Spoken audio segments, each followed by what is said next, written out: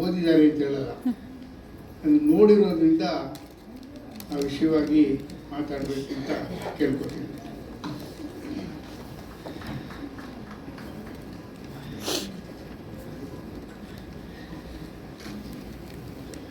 ಎಲ್ರಿಗೂ ನಮಸ್ಕಾರ.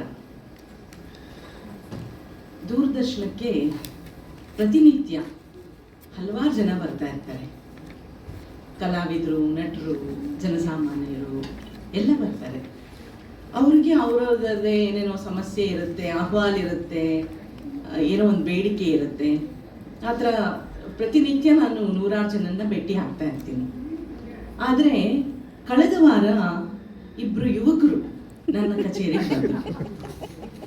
ಈ ಮಾಯಾ ಇದ್ದಾಳಲ್ಲ, ಇವಾಗೆಲ್ಲೋ ಕಾಣಿಸ್ತಾ ಇಲ್ಲ, ಅವಳು ಹಿಂದಿನ ಜನ್ಮದಲ್ಲಿ ಒಂದು ಮರ ಆಗಿದ್ಲೇನೋ, ಟ್ರೀ ಅಂತ ಅನ್ಸುತ್ತೆ ನನಗೆ. ಯಾಕಂದ್ರೆ she is branched herself out into many directions. ನನಗೆ ಫೋನ್ ಮಾಡಿಬಿಟ್ಟು, ನಮ್ಮ ಅಂಕಲ್ನ ಕಳಿಸ್ತಿದ್ದೀನಿ ಕಣೆ, ಅವ್ರು ನಿಮ್ಮನ್ನು ಭೇಟಿ ಆಗಬೇಕು. ಯಾಕಮ್ಮ, ಬೆಂಗಳೂರು ಟ್ರಾಫಿಕಲ್ಲಿ ನೀವು ಜನರನ್ನ ಯಾಕೆ ಕಳಿಸ್ತೀರಿ? ಒಂದು ವಾಟ್ಸಪ್ಪಲ್ಲೂ ಎಲ್ಲೋ ನಡೆಯುತ್ತೆ. ಇನ್ವಿಟೇಷನ್ ಕೂಡ ನಾನು ಹೇಳ್ತೀನಿ, ಮದುವೆ ಇನ್ವಿಟೇಷನ್ ಕೂಡ ದಯವಿಟ್ಟು ಸಾಫ್ಟ್ ಕಾಪಿ ಕಳಿಸಿ. ಈ ಟ್ರಾಫಿಕ್ಗೆ ಇನ್ನೊಂದು ಅಡಿಷನ್ ನೀವು ಆ್ಯಡ್ ಮಾಡಿಬಿಡಿ ಅಂತ. ಆ ಥರ ಇರುವಾಗ ಬೇಡ ಅಂತ ಹೇಳಿದ್ರೆ ಎಲ್ಲಿ ಕೇಳಿ, ನಮ್ಮ ಅಂಕಲ್ ಕಣೆ ಬರ್ತಾರೆ. ನಿಮ್ಮ ಅಂಕಲ್ ಯಾರು ಅಂದರೆ ಅವ್ರು ಅಡಾಪ್ಟೆಡ್ ಅಂಕಲ್. ಆಮೇಲೆ ಗೊತ್ತಾಯ್ತು ನನಗೆ, ನೇರ ಅಂಕಲ್ ಅಲ್ಲ, ಈ ಥರನೇ ಹಿಂಗೆ ಅಂಕಲ್ ಆಗಿರೋರು. ಸೊ ಆ ಅಂಕಲ್, ಇಬ್ಬರು ಅಂಕಲ್ಸು ಎಷ್ಟು ಕ್ಯೂಟ್ ಆಗಿ, ಎಷ್ಟು ಚೆನ್ನಾಗಿ ಬಂದೋಡೆ, I fell in love with them. ಅವರು ಒಬ್ರು ಶ್ರೀನಿವಾಸ್ ಅವರು, ಪಟ್ಟಾಭಿ ಅವರು, ಅವರೇ ಒಂದು ಜ್ಞಾನದ ಖಣಿ ಇಬ್ರು. ಅದರಲ್ಲಿ ಅವ್ರ ತಂದೆ ಬಗ್ಗೆ ಮಾತಾಡ್ತಾ ಇದ್ದಾರೆ. ಆ ಕಂಠದಲ್ಲಿ ಇರುವಂತ ಹೊಳಪು ನೋಡ್ಬೇಕು ನೀವು. ಅವರಲ್ಲಿ ಏನೋ ಒಳಗಡೆಯಿಂದ ಪ್ರವಹಿಸುತ್ತಿದೆ, ಏನೋ ಒಂದು ಪ್ರೀತಿ, ಒಂದು ಹೇಳಲ್ಲ, ನಾನು ಹೇಳಕ್ ಬರ್ತಾ ಇಲ್ಲ. ಆದ್ರೆ ಪ್ರತಿಯೊಂದು ದಾಖಲೆ ತೆಗಿತಾರೆ. ಅದೇನೋ ಅದು ಇದನ್ನ ಅನರ್ಘ್ಯ ರತ್ನ ತೆಗಿತಾ ಇದೀವಿ ಅಂದ್ರೆ ಒಂದು ಪೇಜ್ ಹಿಂಗೆ ತೆಗೆದು ಇಡ್ತಾರೆ. ಆ ಥರ ವ್ಯಕ್ತಿಗಳು. ಆಮೇಲೆ ತಂದೆ, ಕುಟುಂಬ, ವಾತ್ಸಲ್ಯ, ಅದೆಲ್ಲ ತುಂಬ ಕಡಿಮೆ ಜನರಲ್ಲಿ ನಾನು ಇವಾಗ ನೋಡಿರೋದು. ಯಾಕಂದರೆ ಎಲ್ಲ ಸಂಬಂಧಗಳು ಪ್ರತಿಯೊಂದು ಇಟ್ಸ್ ಸೋ ಮೆಟೀರಿಯಲಿಸ್ಟಿಕ್ ನಮ್ಮ ಡೇಸ್. ಸೊ ಇಂಥವ್ರು ಬಂದಾಗ ನನಗೆ ಸಮಯ ಕಳೆದಿದ್ದೇ ಗೊತ್ತಾಗಲ್ಲ. ಅವ್ರು ಹೋಗ್ತೀವಿ ಅಂದರೆ ನಾನು ಕಳಿಸ್ಲಿಕ್ಕೆ ಮನಸ್ಸಿಲ್ಲ, ಅಷ್ಟು ಚೆನ್ನಾಗಿತ್ತು. ಅಂಥವ್ರು ಆ ಪುಟಗಳಲ್ಲಿ ನಮ್ಮ ತಂದೆ ಹಸ್ತಾಕ್ಷರ ಇದ್ದಿದ್ದ 81 ಅಂತ ಹೇಳಿದ್ರು. ಅದೊಂದು ನೋಡಿದಾಗ್ಲಂತೂ ನನಗೂ ರೋಮಾಂಚನ ಆಯಿತು. ಅಂದರೆ ಒಳ್ಳೆ ಕೆಲಸ ಆಗುವಾಗ ಹೆಂಗೆ ಸರಪಳಿಗಳು ಎಷ್ಟು ಚೆನ್ನಾಗಿ ಜೋಡಿಸ್ಕೊಂಡು ಹೊರಟೋಗುತ್ತೆ ಅಂತ. ಆ ಥರ ಆ ಒಂದು ನೆನಪಿನಂಗೆ ನಾನು ಇವಾಗ ಅವ್ರನ್ನ ಅಂಕಲ್ ಅಂತ, ನನಗೂ ಒಂದು ಅಡಾಪ್ಟೆಡ್ ಅಂಕಲ್ ಸಿಕ್ಕರು ಇಬ್ಬರು ನನ್ನ ಅಂತ.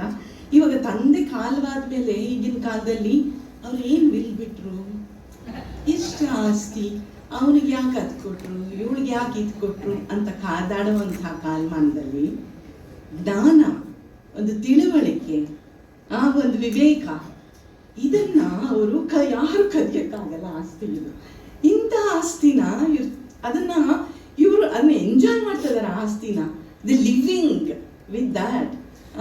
ಅಂಥ ಪುತ್ರರತ್ನಗಳು ಎಷ್ಟು ತಂದೆಗಳಿಗೆ, ತಾಯಿಗಳಿಗೆ ಸಿಗುತ್ತೆ ಅಂತ ಅನ್ಸುತ್ತೆ. ಇಂಥ ಮಕ್ಕಳು 7-8 ಜನ ಅಂತ ಹೇಳಿದ್ರು. ಅವ್ರ ತಂದೆ 1 ಡಜನ್ ಮಕ್ಕಳಾಗಿದ್ರು ಇಂಥ ಮಕ್ಕಳಾದ್ರೆ ಖಂಡಿತ ಆಗಲಿ ಅಂತ ನಾವು ಹೇಳ್ಬೋದು. ನನ್ಗನ್ಸೋದು ಇದನ್ನ ಸ್ವಲ್ಪ ರಿಲೇಟ್ ಮಾಡ್ತೀನಿ. ಯಾಕಂದ್ರೆ ನಮ್ಮನೆ ಭಾಷಾ ತಜ್ಞರ ಮನೆ, ನಮ್ಮ ತಂದೆ ಪ್ರೊಫೆಸರ್ ಹಂಪನ ಅಂತ ಎಲ್ಲರೂ ಹೇಳಿದ್ರು.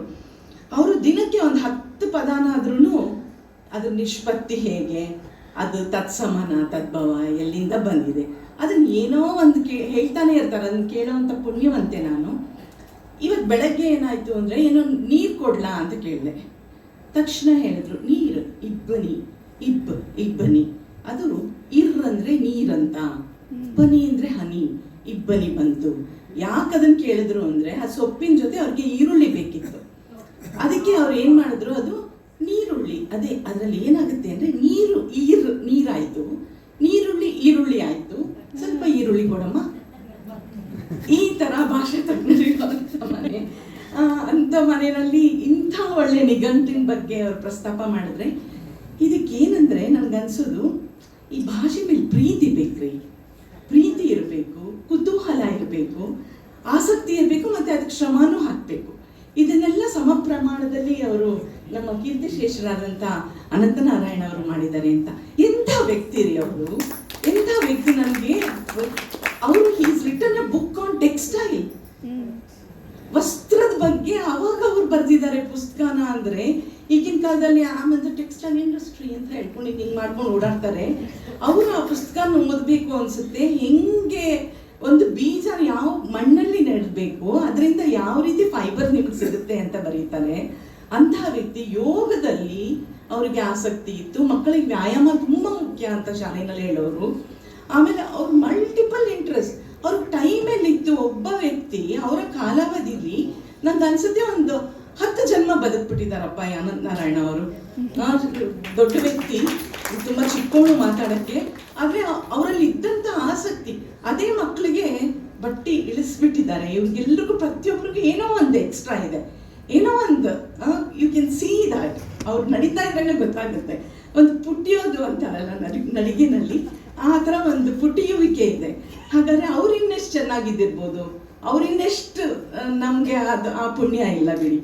ನನಗೆ ಪಂಪ ನೆನಪಾಗುತ್ತೆ. ಆದಿಪುರಾಣದಲ್ಲಿ ಪಂಪ ಹೇಳ್ತಾನೆ, ಲಲಿತಾಂಗ ಸ್ವಯಂಪ್ರಭೆಯವರ ಒಂದು ಸಂದರ್ಭದಲ್ಲಿ ಅದೇ ಈರು ನೀರು ಇಬ್ಬನಿ ಇದ್ರ ಬಗ್ಗೆನೆ ಅವರೆಲ್ಲ ದೇವರು ಹುಟ್ಟುವಾಗ ಎಲ್ಲ ಹುಟ್ಟತಾನೆ ಪೂರ್ತಿ ಎಲ್ಲ ರೆಡಿಮೇಡ್ ಬಂದ್ಬಿಟ್ಟಿರ್ತಾರೆ, ಯೌವನದಲ್ಲೇ ಹುಟ್ಬಿಡ್ತಾರೆ ಅಂತ. ಅಲ್ಲಿರೋದು ಒಂದು ಪಾರಿಜಾತದ ಮಾಲೆ, ಅದನ್ನ ಹಾಕೊಂಡು ಬಂದಿರ್ತಾರೆ.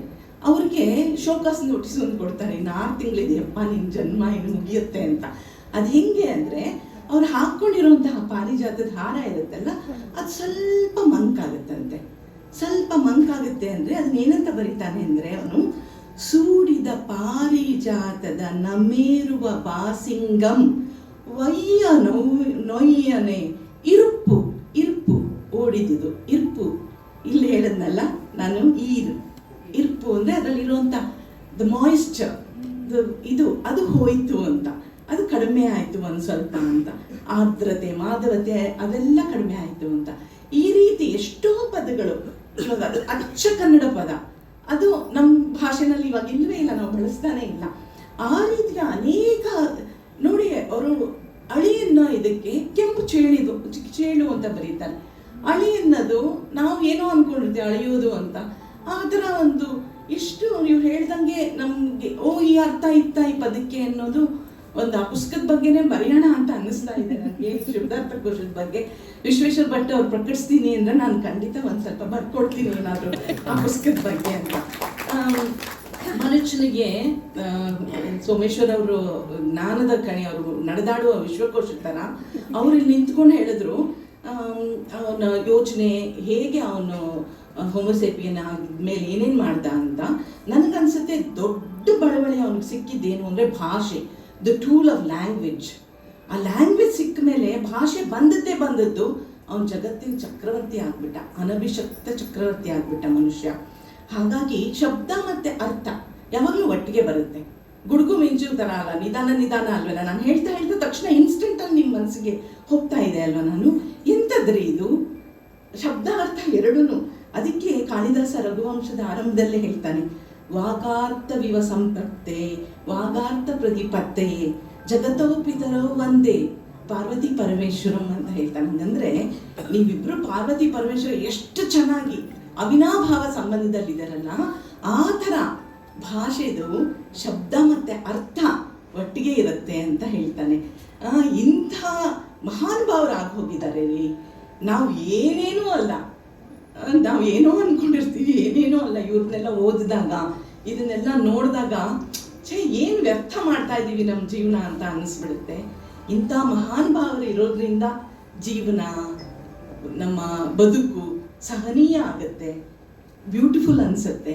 ಇಂಥದ್ದೊಂದು ಪುಸ್ತಕ ಕೈಯಲ್ಲಿ ತಗೊಂಡ್ರೆ ಅದು ಒಳಗಡೆಯಿಂದ ನಮಗೆ ಒಂದು ಫುಲ್ಫಿಲ್ಮೆಂಟ್ ಬರುತ್ತಲ್ಲ, ಅದು ನನಗನ್ಸುತ್ತೆ ಅದೊಂದು ಇಸ್ ಅ ಗ್ರೇಟೆಸ್ಟ್ ಫೀಲಿಂಗ್ ಅಂತ.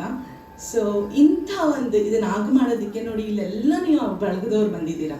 ಅನಂತನಾರಾಯಣ ಅವರು ಇವತ್ತು ಇಲ್ಲಿ ಬಿ ಸ್ಮೈಲಿಂಗ್, ಎಷ್ಟು ಖುಷಿಯಿಂದ ಇಲ್ಲಿ ಓವರ್ವೆಲ್ಮ್ಡ್ ಅಂತ ಅನಿಸುತ್ತೆ ನನಗೆ.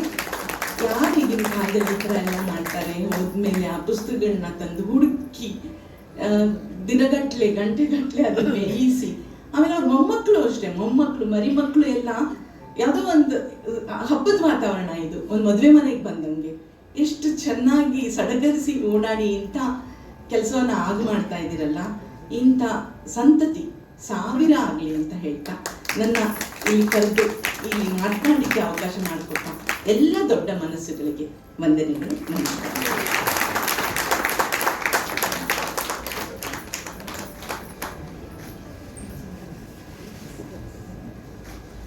ಆರತಿಯವರು ಸಂತತಿ ಸಾವಿರವಾಗಲಿ ಅಂತ ಹೇಳ್ಬಿಟ್ಟು